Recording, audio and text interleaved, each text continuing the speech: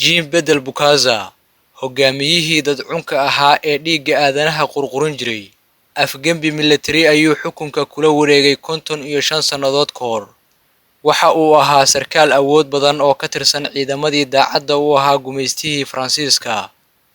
Isku shaandhayn uu ku sameeyay xubnihiisa golaha wasiirada kadib, waxa uu madaxtooyada ku qabtay xaflad xil wareejin ah oo uu casho ugu sameeyay qaar ka mid ah wasiiradiisa.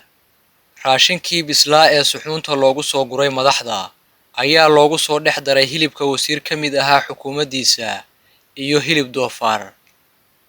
Isla xafladdaas ayuu ku sheegay inay cunaan hilibkii wasiirkii beeraha iyo wax soo saarka Afrikada Dhexe oo maalmahaas la raadinayay raq iyo ruux meel uu jaan iyo cirib dhigay. Isagoo faraxsan oo qoslaya ayuu ku kaftamay keligay dhiigga ma cabo mana cuno hilibka dadka ee dhammaanteen ayaa ka siman. Jean Bedel Bukhaza, 70 haweena oo uu guursaday intii uu hogaaminayay Afrikada Dhexe, ayaa kala garan waayay magacyadooda. Marar badan waxa uu dafiray carruurtiisa oo faraha ka batay. Diintiisa ayuu lacag ku beddeshay muddo hal maalin ah. Dowladda Liibiya oo markaas ka mid ahayd wadamada ugu dhaqaalaha badan Afrika ayuu weydiistay kaalmo lacageed, balse madaxweynihii hore ee Liibiya Muammar al-Gaddafi ayaa ku xujeeyay inuu lacagta siin doono marka uu qaato diinta Islaamka. Sidaas ayuu ku muslimay, waxaana farta laga saaray lacagtii uu dalbaday. Laakiin markii uu ka digay caasimadda Bangu, ayuu qaatay madhabka Kaatooliga ee diinta Kiristaanka oo uu horay u aaminsanaa.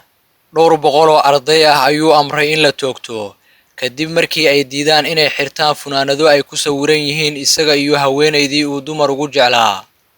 Waxa uu ahaa hogaamiye macangag ah oo horumarka u quuri waayay dadkiisa. Dharaartii uu xukunka la wareegay waxa haadaan ka dhacday dimuqraadiyaddii. Waxa uu laalay dastuurkii dalka, isagoo xukunkii ka dhigay boqortooyo, taasi oo uu ku dhisay wax ka badan kala bar miisaaniyaddii waddankaasi. Taashkii uu madaxa saaran jiray ayaa ku fadhiyay lacag dhan 5 milyan oo dollarka Mareykanka ah, halka uu ku xaragoon jiray ul miisaankeedu yahay 5 kiilo oo dahab ah. Dibadbaxyo iyo qalalaaso ayaa hareeyay xukunkiisa markii uu doorashada ka cagajiiday. Faransiiska ayaase ku qasbay inuu doorasho galo, waxaana markii laga adkaaday la soo taagay maxkamad, isagoo lagu soo eedeeyay dambiyo dagaal, musuqmaasuq iyo inuu caadaystay cunidda hilibka dadka. Isagoo isdifaacaya ayuu maxkamadda ka hor sheegay in hilbaha dadku ay dhanaan yihiin, isna uusan jeclayn cuntooyinka dhandhanaan. Waxa uu geeriyooday 1996, 3 sannadood kadib markii xabsiga laga soo daayay. Waxaa lagu tiriyaa hogaamiyaasha sooyaalka xun ee lama ilaawaanka uga tegay dadkooda. Waad ku mahadsan tahay daawashada warbixintan. Like saar bogga Maxamed Muuse Tarsan oo sii share garee muuqaalkan si uu saaxiibada u gaaro.